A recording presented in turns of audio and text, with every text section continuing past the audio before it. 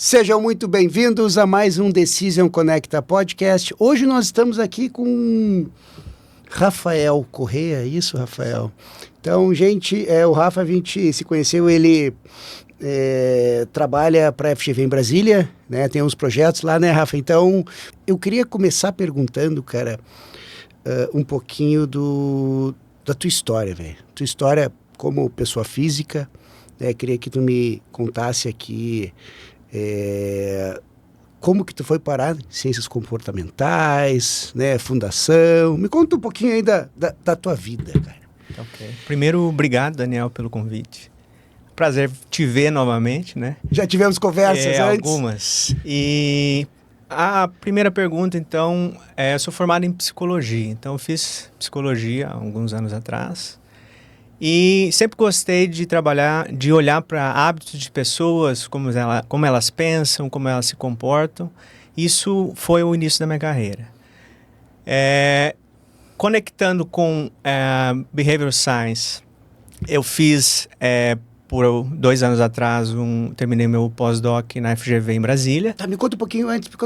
Pode ser, então. Vamos começar um pouquinho antes. Fizeste graduação em psicologia, agora eu fiquei curioso. Tá. Graduação em psicologia onde, cara, tu fizeste? Fiz em Cascavel. No Paraná. Isso. E aí me conta um pouquinho da história. Fez graduação, aí foi para pós, mestrado. Eu atuei com clínica há mais de 15 anos, compreendendo mais o comportamento individual das pessoas, né? Tá. E dentro da clínica, com uma abordagem sempre voltada para cognitivo ou comportamental. Explica um pouquinho a diferença. Isso é bem clara a diferença, porque o cognitivo ele compreende e estuda os fatores ou as cognições das pessoas. Então, processos mentais, emoção, essas questões. E a comportamental, ela simplesmente ignora que a pessoa tem uma mente.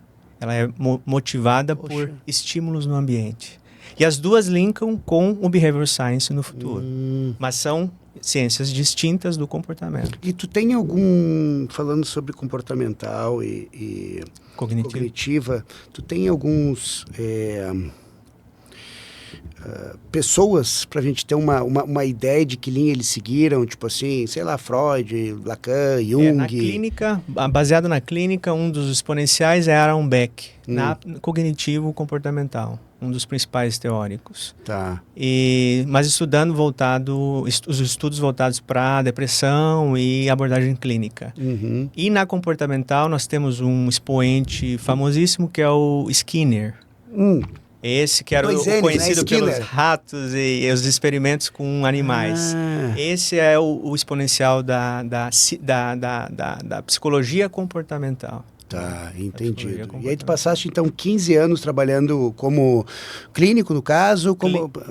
Clínico, e tive, em paralelo, experiências com gestão. Tanto pública quanto instituições privadas. Vamos lá. Que aí, ao invés de entender o comportamento humano, eu comecei a entender, mas agora eu acho que eu queria provocar mudanças ou entender processos mais grupais e institucionais. Mas isso, durante os 15 anos, sempre fui atraído também por decisões individuais, pessoas, como elas tomam decisões, como elas pensam. Mas aí quis ir para outro nível. Quis entender um pouco mais a respeito do que processos de decisão que envolve instituição e grupos de pessoas. Isso me chamou para um mestrado e doutorado na área de ciências da saúde, daí, né? Envolvendo... Ciências da saúde, em geral. Então, em geral... Em geral. Me explica... leigo, né, cara? Então, sim, tranquilo. Me explica. Explica. Quando a gente fala em ciências da saúde, nós temos aí toneladas de áreas, né? Então, tu entraste no ramo, tipo assim, da parte da psicologia, dentro da ciência da saúde, teu mestrado, me conta um pouquinho. O que tinha acesso, eu fiz em Foz do Iguaçu, Tá. na Universidade Estadual do Paraná, né, no Unioeste. E estudei com médicos, dentistas, então era um mestrado multiprofissional, com abordagem em saúde. A minha pesquisa foi na área de psicologia, sim, comportamento... Comportamento humano, isso?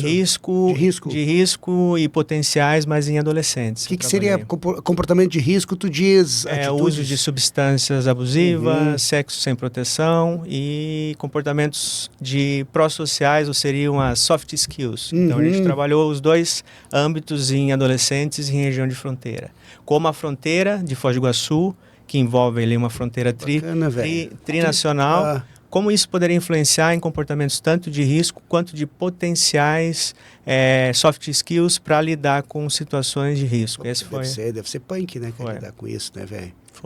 Tu tiveste casos para lidar com esse tipo de pessoas, alguma coisa? Como eu tive a abordagem clínica passada, foi o que me chamou a atenção, o que poderia realmente, dentro de uma região de fronteira, influenciar nisso. E que resultados a gente poderia colher para desenhar intervenções, programas, políticas públicas para essa região em especial, né? Entendido. Isso foi um mestrado, né? Um mestrado acadêmico. Tá, e no doutorado, então, fizeste lá também, em Foz do Iguaçu? Não, daí o doutorado, fui para a USP de Ribeirão Preto. A orientadora era de lá, mas fiquei 8 meses. Na mesma pesquisa, eles chamam de doutorado direto. Então, do mestrado, eu já fui direto para o doutorado. E, na verdade, com a mesma orientadora e a mesma pesquisa. E fiquei 8 meses em Ribeirão Preto para fazer uma preparação internacional, onde me alavancou para a Universidade de Lisboa, com a mesma pesquisa.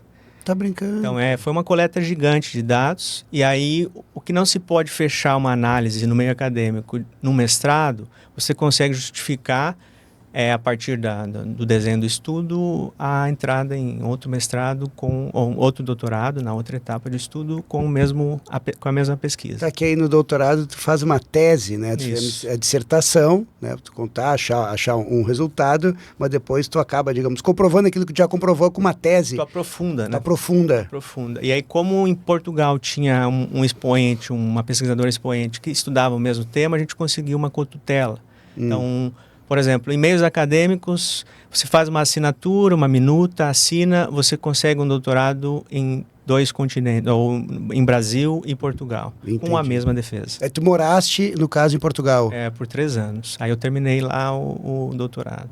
Só vim para fazer a defesa, né? E aí tu pega duas titulações. Portugal, Universidade de Portugal, no caso, em Portugal e aqui no Brasil, no caso. Isso. Foi pela USP Ribeirão Preto, isso? Isso.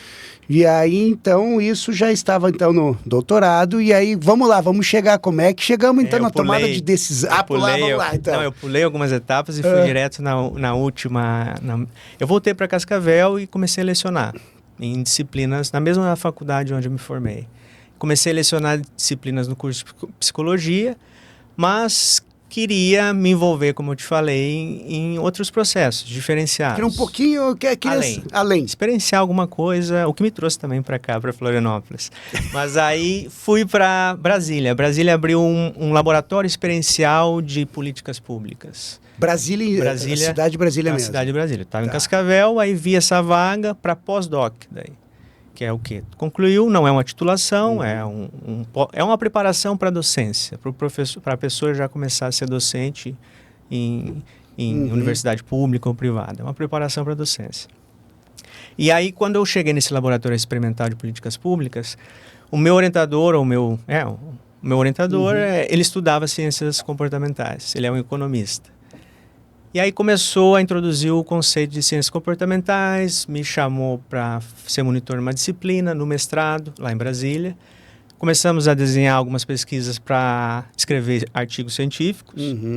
Isso na base da teoria comportamental, na base da economia? Não, e aí que entramos quase que na definição de ciência comportamental. É uma junção, é uma ciência que estuda praticamente como as pessoas se comportam e tomam decisão. É basicamente isso. Entende? Não importa em que área que seja. Não importa. Então, por exemplo, como ele era economista, ele já tinha 20 anos de experiência na área de economia comportamental, que é uma das áreas pilares da ciência do comportamento, né? Ciências do comportamento, eles chamam.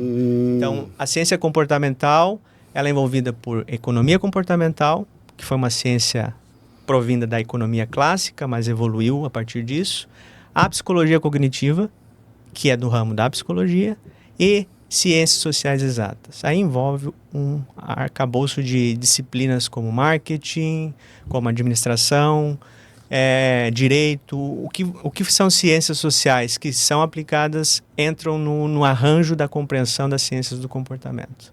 Então, se você me pergunta, um advogado, uma pessoa formada em administração pode exercer uma função de cientista ou comportamental, como eles chamam, numa empresa? Pode. Um economista? Sim. psicólogo também. Antigamente era a escola de direito, tudo era ciências jurídicas e sociais. Né? Hoje que tem bacharel em direito, no caso. Mas, acredito, realmente eu não estou acompanhando, não sei se temos ainda, mas era ciências jurídicas e sociais. Agora essas coisas começam a fazer mais sentido. Então, mas tudo dentro da ciência comportamental tem como base a tomada de decisão ou não? Como o contexto influencia nas decisões, no comportamento das pessoas. Então, vamos dizer, você falou do direito. Será que uma lei, ela influencia no comportamento das pessoas? Totalmente. Entendeu? E nós somos, um dos princípios da ciência do comportamento, o que nos move, nós movemos o nosso comportamento por normas sociais. É uma das condições. Então, normas sociais, tipo um código de ética, no caso. Isso. Nós seguimos normas sociais. Normas sociais. É uma das condições da compreensão do comportamento humano a partir das ciências comportamentais. Outro pilar. A nossa racionalidade ela é limitada. Então, esse é um grande pilar dentro das ciências comportamentais. As ciências cognitivas estudam os processos cognitivos.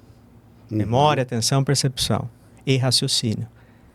As ciências comportamentais falam, não, nós temos uma compreensão racional, mas os nossos comportamentos também são envolvidos, são influenciados por regras sociais, estímulos do ambiente, emoções, vontades, desejos. Então a gente tem que começar por erros de processamento, no processamento da informação.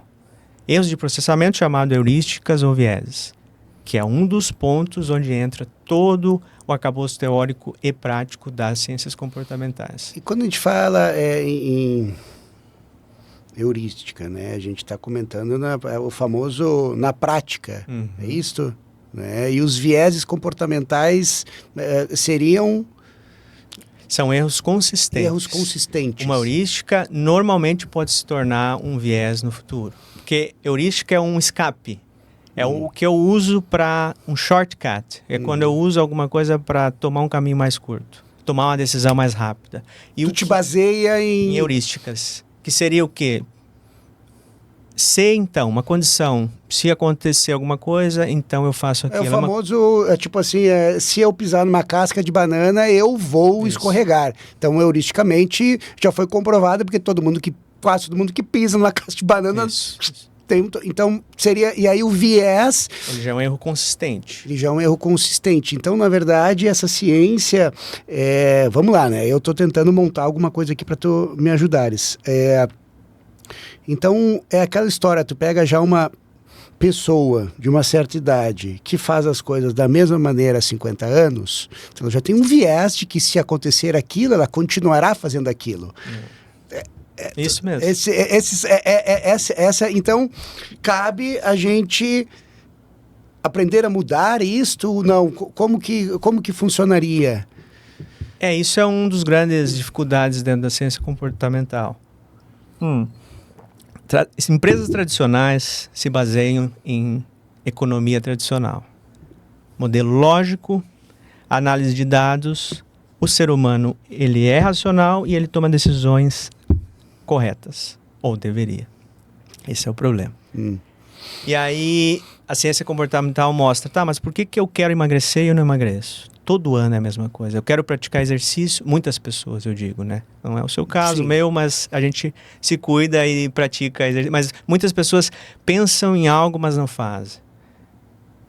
E aí se baseiam nesses vieses que a gente acabou de falar, e não na realidade. No seguinte sentido, o que está me impedindo? Eu nem analiso, nem para tomar decisões mais corretas. Eu nem analiso, eu só vou automaticamente seguindo estímulos. Então, se eu passo na minha rua, tem lá uma banquinha disso, daquilo, de pastel, Coca-Cola, eu vou tomar todo dia até chegar ao meu trabalho. Então, eu não analiso que eu posso fazer um outro percurso. Tá entendendo? É mais na prática e não tanto teórico as ciências comportamentais, porque você analisa o comportamento como ele é e não como ele deveria ser. E para empresas tradicionais, como você falou, se eu sou o boss, o chefe da empresa, e eu já tenho a minha percepção, isso é chamado de viés de confirmação, todo rapaz que vem de camisa branca não é um bom rapaz. Então, quer dizer, eu não vou contratar rapazes de camisa branca, porque que eu sei. Isso é um exemplo. Sim, só. claro. Um viés da confirmação. Seria um viés comportamental, isso? Viés comportamental. É um erro de pensamento que influencia na tomada de decisão, não só de pessoas, mas de gestores. Então, se a gente for analisar, a todo momento nós tomamos decisões. E claro que vai definir o nosso comportamento. Mas se a gente não identificar que isso tem uma influência, eu vou ligar o automático. E aí as empresas de comunicação, programadores, todos trabalham já com isso. E com muito conhecimento a partir das ciências comportamentais. Então, se a gente não perceber, a gente vai sendo guiado por estímulos, que a reflexão da ciência comportamental, onde não nos movem a comportamentos positivos, comportamentos que fazem bem para mim e para a sociedade. Esse é um dos maiores objetivos das ciências comportamentais. Então eu cito muito esse livro, mas agora caiu como uma luva, o Daniel Kahneman, Rápido e Devagar. Né, o sistema 1 daquilo tanto que é o psicólogo que ganhou o Prêmio Nobel de Economia. É o principal livro da área, isso mesmo. Pois então, cara, agora que eu estava... Então, como é que a gente pode... olha, eu juro que eu não estava lendo aqui o bloco 1, cara, mas ele respondeu todas as perguntas. Eu estou te falando, cara, como se diferencia da psicologia tradicional, o que são os viés cognitivos, exemplo de prática de uma heurística. Pô, então... Podemos tomar um café daqui a pouco. Então, continuando aqui, E tu falaste do sistema 1 e 2, né? Então, isso é importante. Daniel Kahneman fala que o sistema 1 e o sistema 2, eles se conversam, mas são sistemas distintos. Sistema 1, sistema rápido, né? Sistema que não precisa de uma reflexão. Explica um pouquinho para nós. Sistema 1, ele sistema não precisa te dar um soco na cara e tu dá-lhe outro. É uma reação impulsiva. Uma reação impulsiva. É muito mais rápido. Você não precisa usar uma carga cognitiva, porque o nosso cérebro tenta economizar energia nas tomadas de decisões. Eu não vou pensar que eu vou tomar água a 5 minutos ou a 10 minutos. Eu só vou lá e tomo água quando estou com sede. Então, isso seria um sistema 1 para sobrevivência. Agora, o sistema 2 ele é mais reflexivo, mais racional, ele usa heurísticas, usa outras estratégias para tomar decisões. E a gente não usa isso o dia inteiro. Um pode influenciar o outro, mas o problema é quando só um é ativado e o 2 não. E aí você vai tomando decisões, que é o que eu falei na situação de eu quero comer, eu quero emagrecer, mas eu como monte todo dia. Eu quero, entendeu? Fazer exercício. Porque o autocontrole é complexo, né? Tu vê que o teu próprio sistema, o teu cérebro te sabota. Né? Isso está muito em movimento, essa questão relacionada a, né, vamos lá, vídeos motivacionais e por aí vai. Mas é aquele famoso, poxa, se eu boto o alarme para acordar às 7 da manhã, por que eu dou vários soneca, por que eu não acordo às 7 da manhã? Aí tu vê que tu tem que conversar contigo mesmo para que tu levante, e aí que tu começa a conversar contigo, tu sai sempre perdendo, né? Porque tu fica convencer do pior, né? Exatamente. E Rafa, me explica um pouquinho, cara, isso é uma questão interessante, mas você vem te falar um pouquinho na parte de empresas, né, que tu disseste, me dá exemplo de como que a empresa utiliza a ciência comportamental para melhorar o seu resultado. Que tipo de empresa? Vamos lá. Me dê por exemplo... Vamos lá, vamos pegar uma empresa... diga. Não, tu pode fazer uma análise interna dos teus funcionários, do teu processo de gestão, como tu pode fazer uma análise dos teus clientes. Por isso que eu te pedi, de qual que é o teu objetivo? Vamos falar sobre... Vamos chegar a falar sobre o conveniado FGV. Exemplo claro, real, né? Que passo isso por todo dia, né? Então, como que... No meu caso, eu, né, ou a empresa, os colaboradores, como que a gente pode melhorar os nossos resultados? Né? Porque eu, com certeza, tenho vieses de... Vamos lá, vou fazer uma conversa com um aluno, com um estudante, e eu já tenho o meu beabá de sempre. Né? Como que eu posso melhorar isso? Aí que eu fico pensando, como que eu consigo atualizar o meu viés, digamos assim, para que eu consiga ter outras conclusões. Me dá um... Primeiro tem que identificar o que influencia a tua decisão para falar tanto com a tua equipe ou quanto com os clientes, os próximos alunos, os futuros. Okay, né? E aí partimos para vieses. Que tipo de viés pode estar atuando? Porque às vezes não é algo comportamental. Por exemplo, uma decisão de estar dentro da ACAT. O que influenciou será isso? Entendeu? O que você analisou em termos de estar dentro da ACAT envolvido com várias empresas novas? A possibilidade, possivelmente, de estar envolvido em negócios. Exatamente. Essa é uma decisão que, ok, foi boa, mas baseado num contexto que já estava pujante, tá entendendo? Agora, eu quero para minha equipe, eu vou desenhar, eu quero implantar alguma coisa mais atualizada, então eu vou desenhar o meu currículo ou cursos de curta duração, vou desenhar algo que possa chamar para o comportamento, para as ciências do comportamento, para como as pessoas compreendem o seu comportamento ou empresas podem atuar. Isso é outra forma de atrair pessoas.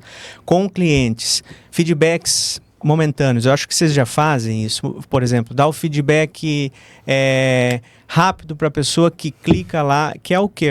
É o desenho de como que você vai chegar até o cliente, por exemplo. Não ficar... o desenho de workshops ou eventos que você vai fazer e programar dentro daquele espaço que atrai muito investidor e ideias. Então, assim, eu acho que é mais você pensar dentro de um sistema onde você está incluído, mas não só no cliente em si, mas toda a sua empresa ou a sua equipe em conjunto. Não adianta eu pensar só no Não.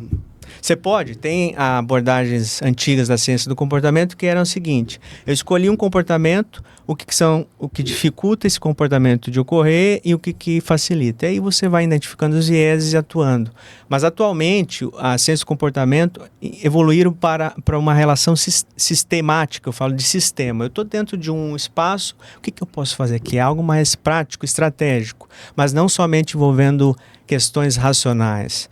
Mas emoção, relação, quem que eu posso contactar, que é o que vocês trabalham muito dentro da CAT e sobretudo na África, movimentação. Que eu vou contactar para chegar nesse objetivo? É o network. Então, assim, isso também é dentro do Behavioral Science? Com certeza, porque tu está planejando algo que não é só um planejamento estratégico sozinho dentro da sua sala. Você quer envolver um grupo de como que você vai fazer com que a FGV Decision em Florianópolis se envolva com startups, entendeu? Com empresas mais inovadoras. É sistema 2 direto, não tem nada de um aqui. Sistema 2 direto, mas quicando com um a todo momento também, né? Eu digo a direita e a esquerda. Né? Porque antes era isso mesmo. Eu quero melhorar o comportamento de tomar água. Então eu vejo o que é os dificultadores, o que são os facilitadores e que tipo de sistema, de heurísticas ou vieses estão envolvidos nisso. E aí trabalhava-se em cima disso. Algumas consultorias ainda fazem isso. Mas atualmente não, a gente envolve sistemas. E aí é o que eu te falei. Uma escolha de abrir uma empresa em algum lugar isolado. E a gente tem muita dificuldade para ter o relacionamento que tu criou todo esse tempo. Exatamente. E Rafa, a gente falou um pouquinho agora de FGV. Me conta, cara, como é que... Aí tu estava em Brasília. Vamos voltar um pouquinho aqui, cara. Tu estava em Brasília e aí você está fazendo projetos para a FGV, com a FGV. Me conta um pouquinho disso. Tu estava... Me conta que agora... Em Brasília teve outro evento. Eu fui para a Europa, né?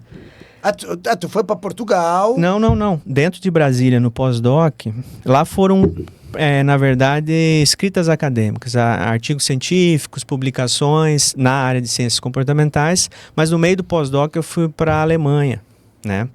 E aí lá eu me contactei com a FGV Europe, na área de ciências comportamentais, onde eu fui convidado a ser o pesquisador colaborador nessa área de Behavioral Science. E aí isso foi abrindo mais caminhos, porque o trabalho lá é o quê? Cooperação Brasil-Europa, que está localizada em Berlim e Colônia, mas com projetos grandes de intervenção, né? Envolvendo direito, economia, e na área de ciências comportamentais seriam o quê? Assessorias, consultorias, mas também a implantação de serviços, implantação de políticas envolvendo o quê? A mudança de comportamento ou ciências comportamentais dentro da empresa. Porque o processo gerencial tem os seus processos. Sim. Isso é normal dentro de uma empresa. A ciência do comportamento não vem para tirar isso. Vem para falar o quê? Quais são os teus problemas de comportamento dentro da tua empresa? Rapaz, mas eu fico pensando exatamente isso, teus problemas de comportamento. Rapaz, tu tem que abrir a cabeça, que é literalmente cada um. Porque... E quando abre a cabeça, possivelmente identifica os vieses e os padrões de comportamento, que é outro compromisso da ciência comportamental, alterar padrões de comportamentos que são persistentes. Ah, e não, beleza, hein? mas é um desafio. Pô, tá louco? É um desafio, Com certeza. é um super desafio. Caraca, E não influenciando nas decisões gerenciais que são envolvendo processos racionais. Então a empresa pode funcionar com os não, dois. O processo em si é ABC aquilo. e vambora. Mas o quê? Tem um comportamento que eu preciso mudar, ou um arranjo de comportamentos, a gente chama. O que eu posso fazer? Aí sim, aí a gente pode começar a falar em intervenções, criação de laboratórios ou unidades de ciência do comportamento, que acho que é um punjante fora do Brasil, mas aqui está começando também, que é o quê?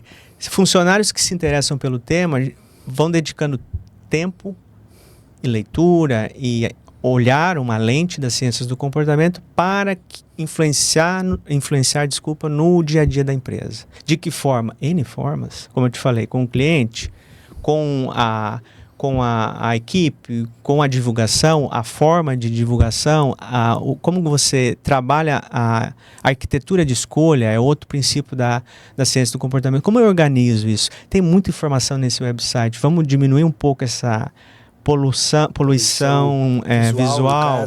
Vamos liderar, trabalhar com framing de mensagens, mandar mensagens mais personalizadas, rápidas, criativa, entendeu? Então, assim, liderar a escolha a partir da melhor escolha dentro do site ou do andamento da pessoa até clicar no curso onde eu quero que ele compre ou não, entendeu? Dentro da FGV eu estou dizendo. Mas então isso tem muito uma questão hoje utilizada a própria linguagem, com né? certeza, totalmente. Total. Tu recebe um e-mail, o e-mail não tem mais um título, né? O e-mail, ele é, e aí, como você tá? Isso. Então, isso sim tem muito a ver com ciências comportamentais. A questão de abertura de e-mail, né? A questão de se sentir. Eu acredito que hoje, por causa das redes sociais, a gente saiu muito, digamos assim, pela internet, e a gente está querendo voltar a ter um comportamento mais humano, digamos assim. Então, acredito que isso... E aí vem uma pergunta legal, agora que eu achei interessante. Tá? Existe limites éticos para a gente usar? Tem. Porque, entendeste? Porque no momento em que tu usa palavras e etc e tal, porque tu pega, por exemplo, criança, né? Criança não, vamos pegar o exemplo aí, pessoas idosas e tal, nós que às vezes caímos em golpe, né? Eu ainda não caí em nenhum, graças a Deus, mas eu vou te dizer que às vezes tem uma mensagenzinha lá, tu responde até, tô educado, tá bom, muito obrigado e tal. Aí tu vê que, opa, a próxima mensagem já, né? Então, me comenta um pouquinho sobre limites éticos. Porque um dos principais é o quê? A pessoa saber que está sendo influenciada pelo tipo de intervenção que você está fazendo. Seja um nudge, seja um framing, mensagem framing. Ela tem que saber. O nudge é empurrãozinho. Empurrãozinho. É um sutil, disso. É aquele empurrãozinho sutil. Pessoal, essa palavra é legal, nudge. Inclusive tem um outro livro, né, que se chama Nudge, e Richard Thaler, e é importante o pessoal ler também como indicação, né? Então, assim, são os empurrãozinhos, chamado empurrãozinho. Não tem uma tradução literal, mas, por exemplo, é uma forma de você fazer com que a pessoa faça a melhor escolha dentro das opções. Esse é o nudge. Então, quer dizer, você falou agora, na verdade, escolas, por exemplo, a cafeteria da escola, ao invés de colocar produtos, isso é um exemplo de nudge para crianças em escola, para a questão de obesidade, ao invés de colocar lá chocolates, toda aquela parafernália na frente, que pode influenciar no comportamento da escolha da pessoa, você coloca frutas, você coloca água, coisas que possam fazer com que ela tome a melhor escolha para si, mas também envolvida num contexto. O limite ético é o quê? Eu preciso respeitar que a pessoa também é beneficiada com aquilo, e não só quem programa a plataforma ou a venda do produto, ou é o mais barato ou mais caro. Outro nudge, eu chego no restaurante, que tem vários, né, pelo turismo, o prato do chefe, ou peixe da lagoa, daí ninguém come. Isso, peixe da lagoa, ninguém come. Mas assim, isso é um nudge, porque eu tento facilitar a escolha com um custo muito baixo. Isso também é uma questão, tá? Então eu não vou ter um grande investimento, é algo que eu tenho um kick, eu tenho um empurrãozinho, que é o que eles chamam, um direcionamento da escolha da pessoa para aquilo que eu sei que vai beneficiar ela, E claro que É que ela se sente beneficiada. Porque eu não posso falar que o peixe é o melhor se não é o melhor. Sim. Aí é um limite ético, eu só vou beneficiar a mim mesmo, a minha empresa. Entendi, A pessoa tem que saber, cara. principalmente em pesquisas, mas assim, no meio do dia a dia, a responsabilidade ética, ela cai um pouco, até está sendo questionado, né? Então, as intervenções. Mas em pesquisa é muito, a pessoa tem que aceitar participar, saber em quais estímulos estão influenciando, ela pode sair a qualquer momento. É as questões éticas da pesquisa, né? E pode desistir de participar mas ela precisa saber, né? E assim, eu não sei, quando a gente abre um aplicativo, tem um li e concordo, mas a maioria não lê tudo. Realmente. E ali possivelmente tem alguma explicação, entendeu? De falar assim, não, eticamente você precisa... Mas aí a gente vai passando, instala o aplicativo e vai instalar, e vai embora. Eu quero chegar no lugar onde não importa. É isso. Entendido. E aí os dados dão essa figura pra gente. A figura que os dados nos mostram como as pessoas se comportam. O que a ciência comportamental faz? Ela traduz o porquê e como eu posso influenciar nesse arranjo de dados. Então tu traduz o comportamento. Isso. Tu coloca... Traduz os dados em comportamento. Porque hoje é dinheiro. Dado o comportamento, eu consigo influenciar. Isso é importante. Quando eu gero plataformas como Spotify... Netflix, Netflix, então tem vários dados. A ciência do comportamento, porque eles são alimentados por padrões de comportamento. Isso é totalmente behavior science. Mas movido por vieses. E o que faz o cientista do comportamento? Ok, tu analisa os padrões de escolha do Daniel. Mas isso é movido por alguns vieses. Vamos identificar quais vieses e onde a gente pode influenciar para que ele tome decisões melhores para ele também. Tá entendendo? Estou entendendo, mas eu sinto que isso é um compromisso ético também dentro da ciência. Eu não posso só influenciar ele a consumir mais. Eu preciso fazer com que ele consuma melhor. Mas aí que eu percebo, cara, aí que vem uma questão assim, por exemplo, né, vamos entrar aqui depois a gente volta um pouquinho para o FV Europe, até para o pessoal entender, né, mas isso aqui é uma questão bacana. Quando a gente está, é aquele batata, né, tu procurou, sei lá, Celta, na internet e sai Celta para todo lado, né, cara? Carro Celta vende, não sei o que, anúncio para todo lado. E isso aí é um uso antiético, porque tu simplesmente não autorizou, né? E tu tá recebendo 100% de informações do tal do Celta, né? E quando tu pega assim, por exemplo, assim, uma questão, veja se eu tenho lógica. Eu honestamente não gostaria muito de ficar recebendo Netflix. Baseado nesses teus vídeos, você pode curtir esse. Cara, eu quero coisa diferente. E eu não consigo ter coisa diferente. Então, às vezes, eu pego e eu crio um novo login. Ou treina um algoritmo com escolhas diferentes. Porque se naquele login você faz as mesmas escolhas... O desgranido só vai me dar aquela escolha, direcionar, cara. Porque ele vai... E vai cruzar as informações. Então, eu acredito que, tipo assim, ele tá me empurrando coisas que eu não vejo que são interessantes, porque eu quero coisas diferentes. Eu quero filmes diferentes, eu quero documentários diferentes. Isso é em tudo. Isso é na vida real também. Eu digo, por onde você vai, mas assim, como você citou, se eu quero coisa diferente, eu preciso fazer escolhas diferentes, mas consciente e o que é melhor para mim, o que faz bem para mim, entendeu? Porque essa é a preocupação maior da ciência comportamental. O que é a melhor escolha? Que te beneficia? Beneficia a tua saúde, beneficia o teu contexto, tuas relações? Porque tem um outro cara que eu gosto muito também, que eu sempre falo, que é o Nassim Taleb.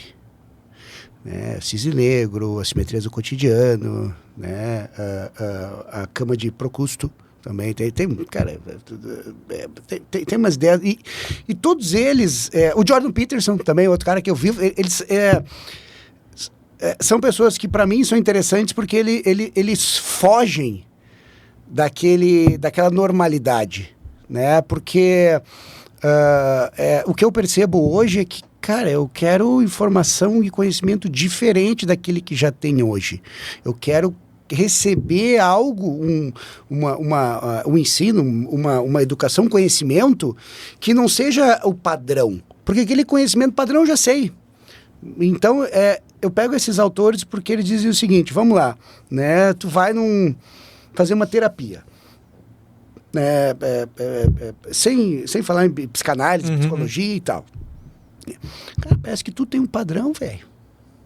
Entendeu? Olha, você tá assim, então você toma esse remédio aqui. 1, 2, parece que o mundo virou produção em série. Isso é programado, A partir de hábitos ou escolhas, isso é programado. Entendeu? Não, se programado. Tu tem isso, tu tá em depressão. Se tu tem isso, quer dizer que você tem um arquétipo Maquiavel. Então, parece que tudo agora é um pattern, é um padrão, cara. O cara tem padrão para tudo. Então, dentro das ciências comportamentais, como que a gente consegue, se a gente falar de nós mesmos, da gente, a gente conseguiria usar a ciência... vamos lá. Se eu pego e eu anoto os meus comportamentos, isso é uma questão de journaling, é uma questão que eu gosto bastante, eu gosto muito de escrever, para que eu realmente tenha uma consciência daquilo que eu estou tomando de decisão e tal. Isso já existe há 5.000 anos. Terminou o dia, anota o que tu fez, que decisões tomaste, baseado nela, tu consegue melhorar para tuas próximas. Isso seria a utilização de uma ciência comportamental? Sim, total. Quando você muda o comportamento. Agora, se tu só faz o journaling e não muda, só como uma descarga emocional, que também é outra função que as pessoas utilizam, né? Não, eu vou escrever como uma catarse, a gente fala. Okay. E aí, beleza, eu coloco lá, mas a ligação, que seriam os dados, tá colocando um output of dados. Aí, a ligação desses dados e a mudança do comportamento, a partir de uma reflexão ou tomada de consciência e o comportamento melhor, isso sim, isso envolve ciência comportamental, mas não só o journaling, ou sim. Só o, entendeu? Entendi. Só o refletir. Você precisa agir. E a tomada de decisão... essa é a grande dificuldade, né? Total. Porque eu estou envolvido, eu sei o que fazer. Teorias tradicionais, economia ou psicologia ou ciência, eu sei o que fazer. Mas na hora eu estava tão nervoso que eu peguei ali e fiz tudo errado. Então quer dizer, e aí que entra a questão do quê? Não, eu preciso analisar o que está influenciando na minha decisão agora. Agora. Entendido. Então, enquanto empresário também, eu preciso tomar uma decisão dentro da minha empresa. O que está influenciando? Será que é a camisa branca que me influenciou na minha decisão de não contratar o rapaz? Ou foi realmente o discurso que nós tivemos, a conversa ou o currículo? Está entendendo? Nos processos. Isso tem muito. Se a gente for bater um papo, tem bastante no dia a dia, mas a gente às vezes não identifica, só vai agindo automático. Você vê, tem um viés que quem me contou, eu não me lembro quem me contou, mas já um senhor de idade, ele diz o seguinte: antigamente, quando a gente andava na rua e a gente encontrava alguém passando na rua junto conosco, a gente ficava, ufa, que bom, tem alguém na rua junto comigo. Hoje, se tu passa na rua e tu vê alguém na rua, tu já sai correndo porque tu acha que tem alguma coisa estranha. Aqui menos, né? Mas aqui menos. Mas em outros lugares Mas em outros lugares Então, sim. Isso nada mais é do que um próprio viés. Tu já tem dominado de que, olha, a cidade está muito violenta, XYZ, então tu sabe que se tu encontrar alguém caminhando, tu vai ficar nervoso, porque esse alguém muito provavelmente vai querer fazer uma... atacar.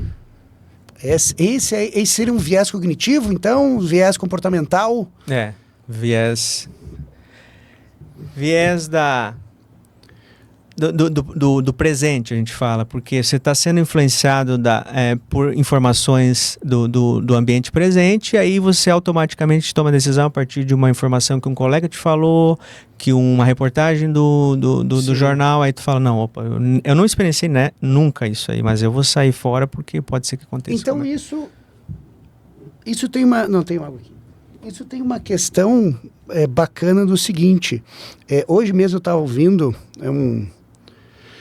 um videozinho curto, de 1 minutinho, né? Eu normalmente gosto de ver, não gosto de vídeo muito curto, porque ele conta só um breve pedaço do negócio. Mas foi interessante, era uma professora de ciências comentando com relação a dopamina, né? E ela falou no final do seguinte, por exemplo, se você assiste ou escuta uma notícia muito ruim,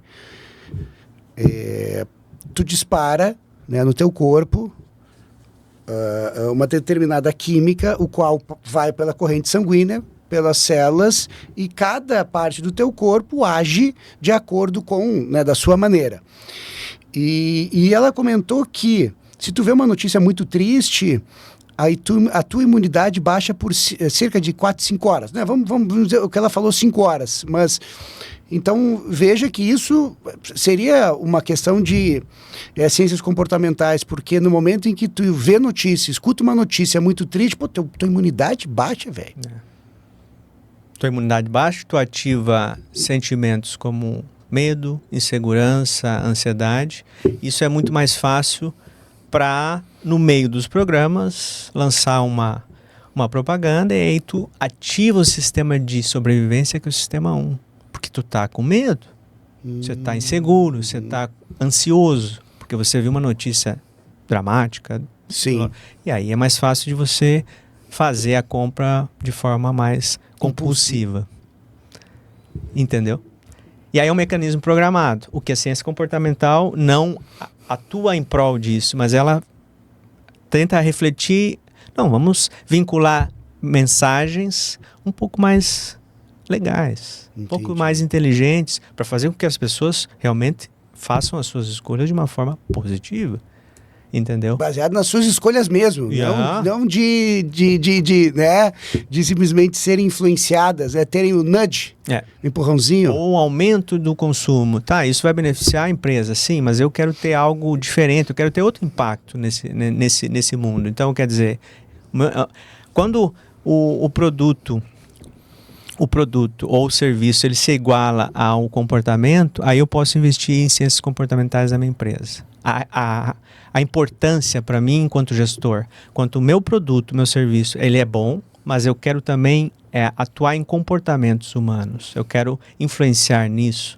Aí eu posso começar a pensar em atuar com ciências comportamentais na minha empresa. Tem o mesmo valor. Sim, sim. Não, eu tenho uma empresa que o produto é top, o serviço também tudo funciona. E eu não tenho cuidado nenhum com o comportamento das pessoas. Isso é claro para mim. Então não implanta, porque vai entrar em choque com a cultura tradicional da empresa. Não, eu sou bem sucedido, mas eu quero que as pessoas sejam mais felizes dentro da minha empresa, né? Assim, eu quero que elas sejam mais engajadas. Isso tudo é comportamento humano. Eu quero que elas tenham mais bem-estar, mais produtivas, e eu não estou tendo isso. Com as análises que eu estou tentando fazer, eu não consigo. Então, quer dizer, eu tenho que abrir mão um pouco dessa equalidade entre produto, serviço e comportamento dos envolvidos, da equipe ou dos clientes. E aí é um estudo de um mapa comportamental que a gente fala, para analisar onde é que tu quer chegar também. Mapa com a intervenção. comportamental. É uma das intervenções de diagnóstico comportamental. Você identifica comportamentos, os vieses, que é o que eu te falei. E agora eles colocam o que tu pode fazer, né? Nesse meio de arranjo. É tipo mapa mental, mas com outro foco. Entendi. Identificando esses vieses que estão ali envolvidos e que comportamento final você quer ter. E claro, o contexto, que é o que eu te falei, o sistema, que é o que eu citei a partir da ACAT ou FGV. O que sistema você está envolvido naquele momento? A tua família ou a tua empresa, para eu facilitar ou não a tomar decisões que eu quero para minha empresa, para minha vida, entendeu? E Rafa, quando tu... Muito bem, né? Hoje temos que sempre falar sobre inteligência artificial. Né? E quando a gente chega num ponto desse, vamos lá, eu como um bom curioso, né, tenho lá o ChatGPT, cara, eu converso com o desgranido e meu, o troço é fantástico, cara. O troço, ele é muito bom, realmente. Né? Isso é uma questão que eu até tinha comentado. Quando tu é empresário, um empreendedor, tu acaba... um executivo, né? Tu acaba sendo muito sozinho. Né? E tu não tem com conversar. Agora eu arranjei alguém para conversar, o chat. Inteligência artificial. Inteligência artificial. Não, mas tô brincando. Mas na verdade eu percebo assim, por exemplo, assim... como que a gente consegue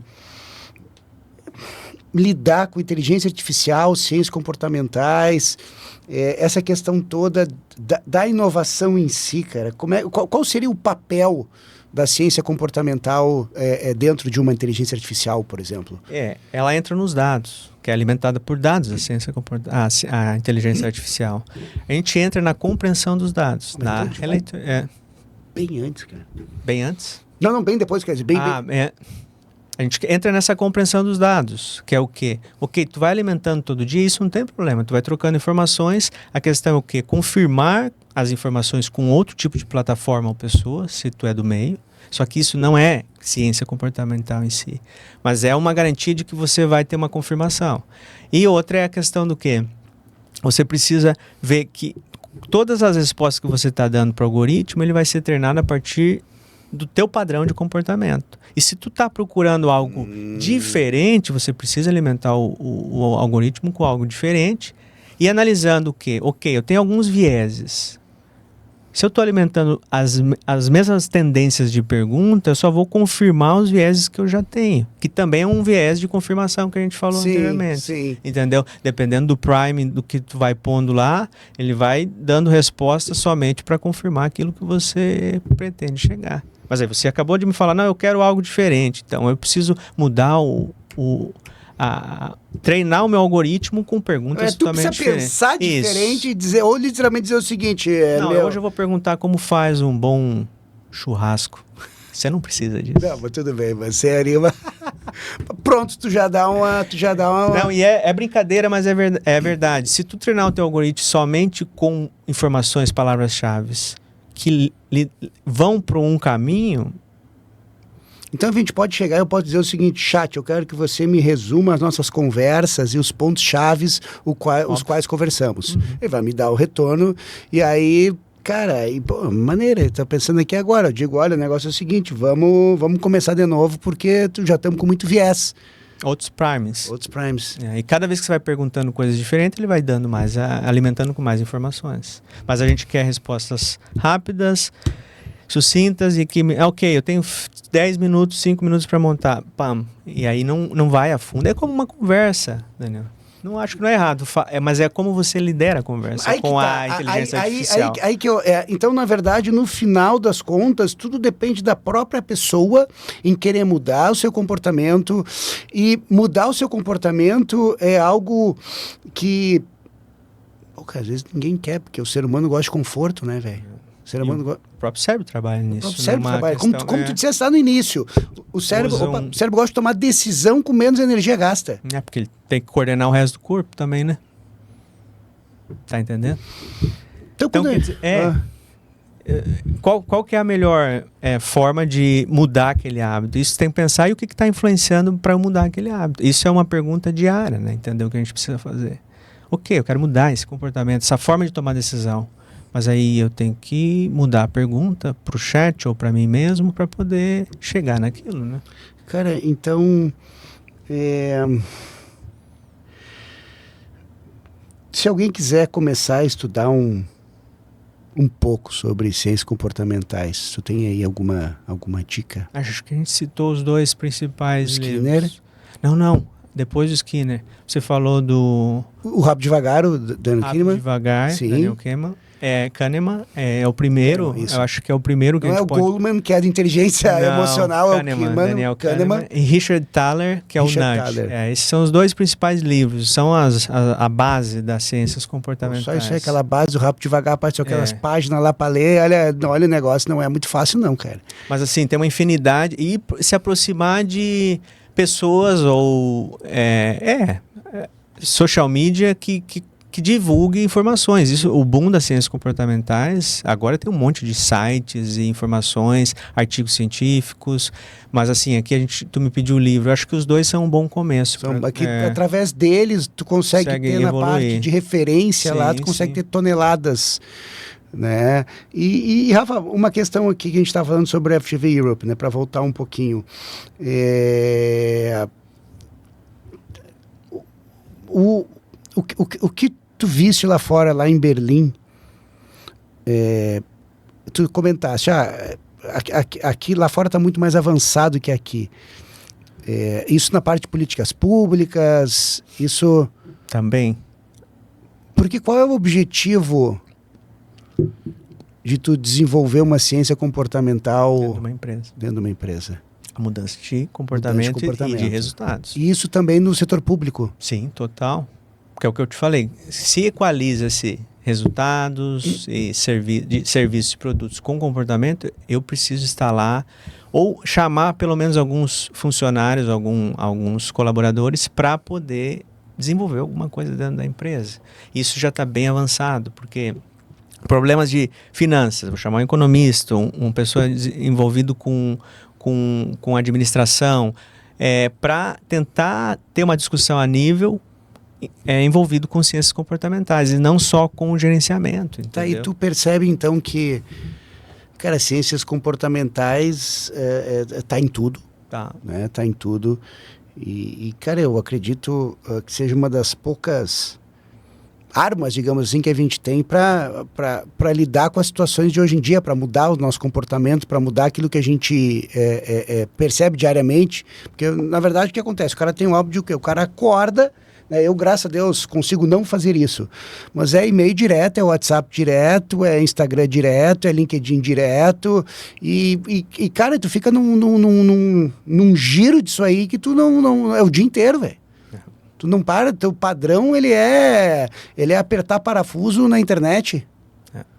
Né? Então isso, o que eu comentava, eu comentei bastante, isso em própria sala de aula mesmo, eu dizia para os alunos, pessoal, antigamente o que acontecia? Chegava 6 horas, 7 horas, tu batia o telefone da empresa e ninguém te achava mais. Beleza, vamos para casa e vamos cuidar da família, vamos, sei lá, praticar um esporte, não sei, descansar um pouco. Hoje tu fica numa movimentação que tu não para, porque nunca para, porque aquela enxurrada de informação está sempre acontecendo, e tu tem que te ligar e dizer, opa, peraí, eu tenho que segurar aqui, cara, eu tenho que ter um tempo para, sei lá, para ir para academia, para fazer alguma coisa pensando na minha mente, né, no meu corpo, né, no meu espírito, que seja. Né? Até lá você é influenciado por meios sociais muitas vezes. Enquanto está malhando ou não, é uma pergunta. Porque é importante nesses times que você sai do dia a dia, eu estou dizendo agora também, não só enquanto psicólogo, mas ciência do comportamento, o desligar não adianta. Porque se tu está no automático que é 24 horas por dia, então é o quê? É realmente... Mas aí tu vai para uma outra ciência comportamental, né? Quando tu vai para uma academia praticar um esporte, o jiu-jitsu, alguma coisa que... Mas é diferente, tem estudos comprovando, se tu pratica conectado com o teu smartphone ou se tu já só pratica escutando uma música. Cara, senão por isso. Dependendo de prática, você não consegue fazer. Mas aquela enxurrada de informações. Então, tu vai ter que ver o quê? O planejamento. 12 horas por dia eu trabalho, eu vou ter que ter alguns times que eu vou ter que desligar e, sei lá, fazer alguma coisa. Isso é pura... Senão o cara tá comendo e... Isso é puramente ciência comportamental. Totalmente. E aí tu vai ter que programar isso. Que é o quê? O que está movendo a minha tomada de decisão? Não, eu preciso comer com paz? Então, quer dizer, eu não vou comer com o celular. É básico, mas a gente não faz. É básico, mas não é básico, aqui, né, cara? Sim. Tu tá aí com um device. iPad, ela também. Então, assim, é básico, mas tem que voltar ao básico. O que eu preciso fazer? Dormir. Não, também não está conectado com... E Rafa, já que tu falaste que aqui principalmente nós estamos pouco avançados, digamos assim, como é que tu enxerga o futuro? Tu vê que o Brasil vai continuar pela própria FGV mesmo, né? Tu percebe que o Brasil vai continuar com o seu jeitinho brasileiro, ou será que a gente consegue dar uma evoluída? É difícil. É um padrão viés cultural. Brasileiro, é um padrão cultural, né? Isso também avançou para ciências comportamentais e culturais. Então o Brasil tem uma cultura que também não é só brasileira. Na Europa também tem bastante jeitinho, às vezes. Menos, mas tem também. O jeitinho europeu não é tão bom quanto o nosso, né, cara? Não. É mais aprimorado, mas... E isso é por isso que foi evoluindo para ciências comportamentais e culturais. Então aqui a gente tem um arranjo de cultura muito imenso. Mas para você desenhar uma política pública para todo um Brasil, por exemplo... É muito difícil. Falando em políticas públicas, é muito difícil. Sempre vai ter alguma influência em algum contexto. Pois mas é que tá. O professor Hélio esteve aqui gravando um podcast conosco, ele comentou, Dani, o Brasil teria que fazer políticas públicas e não simplesmente focar para o governo, porque morreu o governo, morre, desculpa a palavra, sai tudo, acaba tudo. Então teria que ser políticas públicas mesmo. Isso. Então o foco correto é trabalhar na parte de ciências comportamentais, na área de políticas públicas. Sim. Eles têm um laboratório, né? O governo federal já tem, que trabalha com alguns pilares. Mas assim, você não consegue mudar, como tu falou, um jeitinho brasileiro com um nudge ou uma ciência comportamental. Não tem como, cara. E a gente está indo aqui Pro final faz quase 1 hora, né, cara, que a gente tá conversando aqui. Fazem, na verdade, 55 minutos, velho. Tu vê como o negócio vai longe, né? Nós já falamos sobre livros, falamos um pouquinho sobre você, falamos sobre, rapidamente aqui sobre a FGV Europe, né? Falamos sobre o teu pós-doc, sobre psicologia, sobre Daniel Kahneman, né? Como é que é o nome do segundo autor mesmo? Richard Thaler. Richard Thaler, não, Nudge, que tu disseste. E se tu pudesse, aí sim, deixar para o pessoal que está escutando um nudge. Que nudge tu daria para dar um empurrãozinho para a galera, não somente para estudar, que a gente já passou, mas para que as pessoas se aperfeiçoem como pessoas, né? Que conselho tu darias para ela? Né? Eu acho que básico ou simples. Antes de tomar uma decisão, identifique, por exemplo, o que está influenciando na tua decisão agora. Seja emocional, seja antes de ir para viés, mas identifique o que está tomando, o que está influenciando na tomada de decisão. E a emoção é um prime, a gente fala, é um termômetro. Então quer dizer, a emoção tá sentindo? Isso. O que está sentindo na hora que você está tomando decisão? E aí sim, pode ir para a decisão com mais segurança. Mas assim, pode ser contextual, pode ser pensamento, mas a emoção dá um canal, dá um prime, dá um sinal para você, um termômetro. E aí identifica isso antes de tomar qualquer decisão de empresa ou pessoal. Porque aí você consegue tomar uma decisão ótima, que é um dos objetivos da ciência comportamental. Eu consigo tomar a decisão ótima naquele... Não é a melhor só, mas ótima, digamos, dentro do arranjo de decisões que eu poderia tomar. Eu vou falar uma outra ideia, que meu pai que diz isso, né, que acho que se baseia muito naquilo que tu disse. Ele disse assim uma vez: filho, depois que tu aperta o dedão no botão vermelho, que é o enviar, não volta mais. Então, antes de tu ter os dedinhos nervosos, pensa, vai tomar um café, vai tomar uma água. Identifica. Toma o teu cafezinho com calma, volta. Agora eu acredito que eu posso mandar. Responder. É isso mesmo? Isso mesmo. Então tá bom. Pessoal, ficamos aqui com mais um episódio. Rafa, queria te agradecer, querido. Obrigado, Daniel. Pela presença aqui. Vamos gravar um segundo, porque acho que teria mais umas 3 horas aqui. E voltando aqui, gente, muito obrigado, então, pela participação por hoje, né? Não esqueçam lá de nos seguir no nosso canal e até breve. Obrigado, gente! Tchau, tchau.